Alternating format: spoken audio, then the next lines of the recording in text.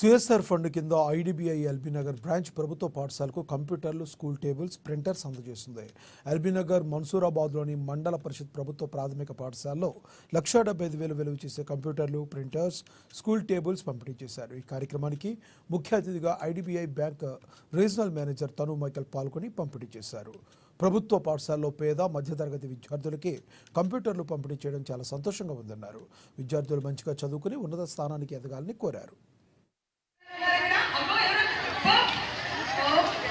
From IDBI Bank, we are conducting the CSR activity on behalf of LBnagar branch. We have selected ZPHS Mansurabad, MPPS Mansurabad and MPPS BC Colony School for conducting this corporate social responsibility activity.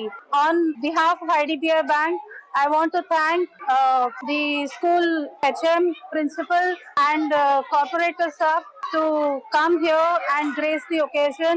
And on behalf of IDBI Bank, I want to thank all the children. ఇక్కడ చాలా పిల్లలు బీద పిల్లలందరూ కూడా చదువుకుంటారు.